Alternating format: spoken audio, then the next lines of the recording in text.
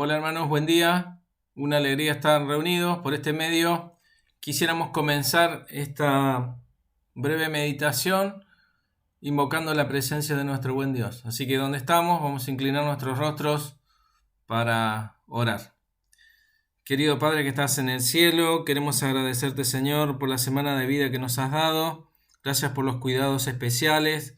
Queremos implorarte también en este momento que tú puedas guiarnos para que al abrir tu palabra podamos también entender el mensaje que tú tienes para nosotros. También te rogamos que podamos ser fortalecidos y podamos salir de este lugar henchidos con tu presencia, con el deseo de hacer tu voluntad. Favores que lo pedimos humildemente en el bendito y en sagrado nombre de nuestro Señor Jesús. Amén, Señor. Muy bien. Como ustedes están viendo, hoy quisiéramos hablar o estudiar juntos el tema de la curación del paralítico de Marcos capítulo 2, del 1 al 12. Por esta razón, los invito para que puedan leer en sus casas a continuación este pasaje. Marcos capítulo 2, del 1 al 12. Leo ahí lo siguiente. Entró Jesús otra vez en Capernaum después de algunos días y se oyó que estaba en casa. E inmediatamente se juntaron muchos, de manera que ya no cabían ni aún a la puerta, y les predicaba la palabra. Entonces vinieron a él unos trayendo un paralítico, que era cargado por 4, y como no podían acercarse a él a causa de la multitud, descubrieron el techo de donde estaba, y haciendo una abertura bajaron el lecho en que yacía el paralítico. Al ver Jesús la fe de ellos, dijo al paralítico: Hijo, tus pecados te son perdonados. Estaban allí sentados algunos de los escribas, los cuales cavilaron en sus corazones: ¿por qué habla así este? Blasfemias dice. ¿Quién puede perdonar pecados sino solo Dios? Conociendo luego Jesús en su espíritu que cavilaban de esta manera dentro de sí mismo, les dijo: ¿por qué caviláis así en vuestros corazones? ¿Qué es más fácil decir al paralítico: tus pecados te son perdonados? O decirle: levántate, toma tu lecho y anda. Pues para que sepáis que el Hijo del Hombre tiene potestad en la tierra para perdonar pecados, dijo al paralítico: a ti te digo, levántate, toma tu lecho y vete a tu casa. Entonces él se levantó enseguida y tomando su lecho, salió de delante de todos, de manera que todos se asombraron y glorificaban a Dios diciendo: nunca hemos visto tal cosa. Bueno, los milagros registrados en la Biblia son apenas una muestra de la gran cantidad de milagros que Jesús realizó al estar en la tierra. La razón por la que están registrados en las Sagradas Escrituras estos milagros se debe justamente que cada uno nos deja una enseñanza en particular que tenemos que buscar. En este caso, el propósito principal de esta historia, que se destaca acá, en primer lugar, me parece a mí, es el amor y el poder de Dios, el poder del Señor para sanar a esta persona específicamente que estaba desahuciada, que estaba sufriendo mucho. En segundo lugar, podemos ver y podemos destacar el papel clave que juegan los amigos del paralítico para que, pudiera conocer y llegar a Jesús. Y también, por supuesto, podemos ver, se puede deducir de esta historia que la iglesia de Dios, el pueblo de Dios, es llamado justamente a ser el nexo entre Dios y los hombres. Entonces, lo primero que nos dice el versículo número 1 del pasaje que hemos leído es que Jesús estaba en casa. Esta expresión llama mucho la atención porque no se refiere a Belén de Judá, donde Jesús había nacido, eso estaba en Judea. Tampoco se refiere a Nazaret, donde Jesús se había criado, según lo que dice Lucas 4:16, que estaba en Galilea. Está hablando de Capernaum, que era una pequeña ciudad que también estaba en Galilea, que no era la casa de Jesús, pero que él obviamente había adoptado como si fuera su hogar. Ustedes saben muy bien que hay lugares donde uno se siente bien, como si fuera en su propia casa, y otros lugares donde uno no se siente tan cómodo.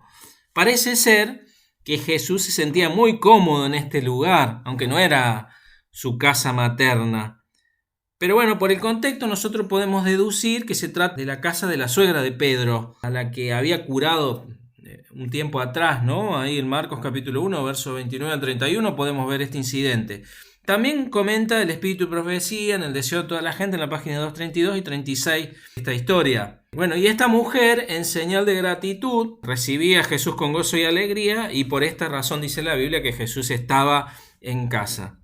Ahora, nosotros podemos ver que la mayoría de los hogares han sido invadidos por el enemigo y están siendo literalmente destruidos. La única manera de cuidar nuestra familia, nuestro hogar y evitar su destrucción es invitar al Señor y darle la bienvenida a nuestra casa para que Él pueda ser nuestro huésped de honor, para que Jesús pueda proteger nuestra familia, nuestro hogar y a nuestros seres queridos. Bueno, y de esta manera prevenir y evitar situaciones desagradables o catastróficas como la que tuvo que pasar el personaje de esta historia, ¿no? Porque, bueno, nosotros sabemos perfectamente que Cristo es la única y segura protección para nuestros seres queridos y para nuestra familia.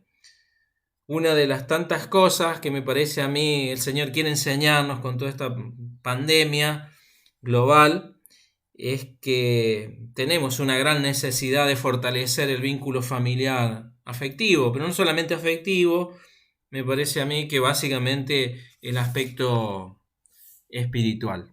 Bueno, del versículo 2 al versículo 4 podemos decir que muchas personas querían ver y escuchar a Jesús, pero como eran tantas, no entraban en la casa donde estaba Cristo. Sin embargo, bueno, Jesús lo mismo predicaba ahí la palabra, y entonces dice el relato bíblico que le llevaron un paralítico. El paralítico estaba en una situación bastante grave de salud porque había perdido totalmente la facultad de moverse por sí mismo. Así que este pobre hombre estaba en una situación terriblemente desesperada. Dice, el deseo de toda la gente había buscado la ayuda de los líderes religiosos, los fariseos, los doctores de la ley, con la esperanza justamente de encontrar alivio de su sufrimiento psicofísico. Pero bueno, lo habían tratado tan mal, ásperamente, fríamente, diciéndole que la enfermedad que él padecía era de carácter incurable, que era producto de la ira de Dios, del sagrado divino, que estaba muy, muy desanimado. Destacar tal vez la actitud de estos líderes religiosos que dejaban mucho que desear, porque, bueno, se consideraban ellos en un estatus sociocultural así espiritual superior o más elevado al común de la gente del pueblo. Y entonces se mantenían alejados de los enfermos, de los menesterosos, de los pobres, ¿sí?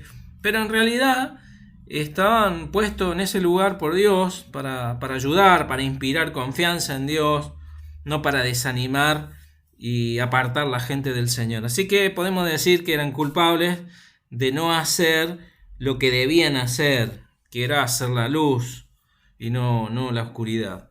Así que el paralítico estaba completamente desamparado y no veía perspectivas de ayuda de ninguna parte, de ningún lugar, de ningún lado. Por eso estaba sumido en la desesperación, nos dice el espíritu de profecía. Bueno, es aquí donde aparecen los 4 verdaderos amigos del paralítico, llenos de fe en Jesús. Estaban conmovidos por la frágil salud del paralítico. Y entonces se jugaron, lo ayudaron, lo trasladaron a este pobre hombre a los pies de Jesús. Porque dice el versículo 3 que entonces vinieron a él trayendo un paralítico que era cargado por 4. Bueno, sin embargo, al llegar a la casa, al lugar donde estaba Cristo predicando, se encuentran con que no podían acercarse a él debido, como dijimos también, a la gran multitud. Entonces, ¿qué hacer en ese momento? En un atisbo ahí de lucidez, iluminados por el Espíritu Santo, tuvieron la brillante idea de subir al enfermo al techo de la vivienda y hacer un boquete o hacer una abertura en el techo y desde allí bajar la camilla con el enfermo delante de la presencia del maestro. Entonces, dice el versículo 5, que Jesús, al ver la fe de ellos, o sea, de los amigos del paralítico, le dijo al paralítico: tus pecados te son perdonados. A mí me parece que Cristo en ese momento quedó impresionado por la actitud sincera de los amigos, porque no se quedaron lamentándose por el sufrimiento del enfermo, sino que, hicieron todo lo posible para poder ayudarlo. O sea que podemos decir, hicieron su parte, ¿no? Y llegaron a ser de esta manera el nexo entre el paralítico y Dios, y su salud y su restauración total. A mí me parece que lo mejor que podemos hacer como cristianos, creo yo, por los que no conocen a Cristo, es llevarlos justamente a los pies del Salvador. Y lo peor o lo más cruel que podemos hacer por la gente que no conoce el Evangelio, no conoce el plan de la salvación, es quedarnos de brazos cruzados sin hacer absolutamente nada por ellos, dejarlos que perezcan o que mueran en sus pecados. Por esa razón también el Conflicto de los Siglos, en la página 76, nos dice que el Espíritu de Cristo es un espíritu misionero. El primer impulso del corazón regenerado es el de traer otros al Salvador, nos dice nuestra hermana Elena de Huay. Y por esta razón, la fe de los amigos del paralítico los llevó a actuar, los llevó a trabajar por su amigo. Y Jesús, al ver su preocupación y su esfuerzo sincero, hizo lo que ellos no podían hacer, que era sanar y salvar a su amigo. ¿Está bien? En conclusión, podemos decir que los evangelios están llenos de historia, de los milagros de Jesús, especialmente de milagros de curación. Jesús hacía que los cojos volvieran a caminar, sanaba a los leprosos, enfrentaba a los demonios que intentaban poseer la mente y el cuerpo de las personas. Inclusive también hay varios relatos donde Jesús resucita a los muertos. Y muchísimos otros ejemplos. Pero los milagros de curación de Jesús eran una expresión de su compasión. Por ejemplo, en el periodo previo a la alimentación ahí de los 5.000 hombres, en Mateo 14, del 13 al 21, Mateo dice en el versículo 14 específicamente que Jesús vio una gran multitud y tuvo compasión de ellos y sanó a los que de ellos estaban enfermos. ¿Por qué los sanó? Justamente por esto que estamos diciendo, porque Jesús sentía dolor y siente dolor por aquellos que sufren, e hizo y también está dispuesto a hacer todo lo que puede con la gente que entra en contacto con Él, lo que se acerca a Él, lo que lo busca. Jesús quiere ayudar y animar a todos los seres humanos. También quiero decir que aunque los milagros de curación de Jesús eran un acto de compasión, un acto de justicia, en ningún caso eran un fin en sí mismo, porque todo lo que Cristo hizo fue con el propósito justamente de conducir a la gente a la vida eterna. Ahora, en el proceso de restauración de las personas, desde que Jesús se resucitó y ascendió a los cielos, Dios ha dispuesto que cada miembro del pueblo de Dios sea su instrumento, un instrumento especial en sus manos. Obviamente Dios podría hacer este trabajo Él mismo, podría enviar un ángel o una legión de ángeles y lo haría más rápido, haría el trabajo más eficientemente. Pero en su eterna sabiduría, Él creyó conveniente hacernos partícipes de la predicación del Evangelio, porque cree que es lo mejor para sus hijos, lo mejor para su pueblo. Va a redundar en crecimiento espiritual, en bienestar espiritual, el trabajar por otros. Así que podemos decir que Dios se deleita en la restauración de los enfermos, de las personas que pasan distintos tipos de situaciones, pero también Jesús se deleita en utilizar a sus hijos, utilizar a su pueblo, para que su pueblo pueda ser el nexo entre Él y los habitantes de la tierra. Así que por lo tanto, la iglesia de Dios en la tierra debe especializarse, utilizando ahí la figura del contexto que estamos citando, ¿no? Del pasaje que estamos citando. El pueblo de Dios tiene que especializarse en abrir boquetes en el techo. Es decir, en allanar el camino, hacer sencillo el camino para que los hombres puedan conocer a Jesús. Llama también la atención que al ver Jesús al paralítico le dijo en el versículo 5, Hijo, tus pecados te son perdonados. Y bueno, le dijo así porque su enfermedad justamente era el resultado del pecado. Y el paralítico lo sabía muy bien, sabía perfectamente que todo su sufrimiento se debía a los errores cometidos en su vida. Y también nos comenta el deseo de todas las gentes en la página 232 y 233 que Cristo, mediante su Espíritu Santo, había estado trabajando previamente en la conciencia de este hombre. ¿Está bien? Así que bueno, por eso Jesús le dijo, Hijo, tus pecados te son perdonados. El pecado, como nosotros me parece conocemos bien, adormece todas las facultades del hombre, físicas, mentales, espirituales, sociales, y paraliza por completo también la voluntad. El pecado es responsable de todas las miserias y todas las desgracias humanas, incluyendo la peor de todas, que es la muerte de toda la humanidad. San Pablo en Romanos capítulo 5, el versículo 12, nos dice lo siguiente: Por tanto, como el pecado entró en el mundo por un hombre, y por el pecado la muerte, así la muerte pasó a todos los hombres por cuantos todos pecaron. Y el mismo apóstol en el capítulo 6 de Romanos, el versículo 23, nos dice que la paga del pecado es la muerte eterna. Pero la dádiva de Dios es vida eterna en Cristo Jesús, Señor nuestro. Bueno, por eso justamente vino Jesús para dar una solución definitiva al problema del pecado y también realizar una restauración completa del hombre. Y en esto de la restauración, el perdón de Dios es el camino que el Señor ha previsto, ¿no?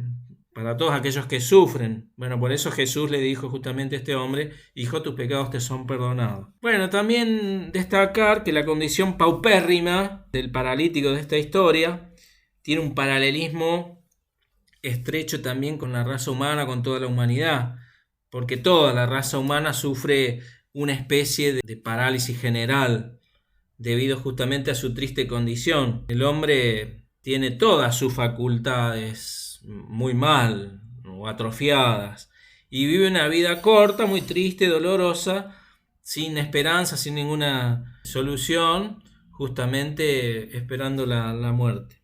Por esta razón, podemos decir, toda la humanidad necesita de Cristo y su pueblo es llamado a interceder y a trabajar por la salud integral, por la salvación de los necesitados. La Iglesia de Dios tiene la solemne responsabilidad de ser la voz, las manos, los pies del Señor, porque este es el objetivo y esta es la razón de ser del pueblo de Dios del tiempo del fin, la salvación y el servicio. Así que bueno, hasta aquí lo que tenía para compartir con ustedes. Espero que sea de provecho para todos nosotros. Que Dios nos ayude justamente a aprovechar todas las oportunidades que tenemos, en especial en esta semana que está por comenzar, donde podemos participar de grupos pequeños, ¿sí? Con nuestros amigos y contarles lo que el Señor ha hecho, que está dispuesto a hacer por cada uno de nosotros. Que el Señor los bendiga. Y bueno, a continuación quisiera invitarlos a poder tener la última oración. Vamos a orar. Querido Padre que estás en el cielo, queremos agradecerte mucho por la oportunidad que nos has dado de meditar en tu palabra. Gracias, Señor, por esta historia maravillosa que nos alienta, nos ayuda, Señor, a ver tu misericordia, a recordar tu amor y el deseo de restaurar las vidas de todos los seres humanos. Queremos pedirte también que en esta hora podamos reconsagrar nuestras vidas a ti, para que tú puedas seguir con el proceso de restauración en nuestra vida, pero también podamos ser instrumentos en tus manos para ayudar a aquellos que sufren y que no te conocen. Perdona todos nuestros pecados, te lo pedimos humildemente en el nombre bendito de nuestro Señor Jesús sin merecerlo. Amén, Señor. Muy bien, que Dios los bendiga mucho, que pasen lindo sábado y bueno, una mejor semana. Saludos a todos.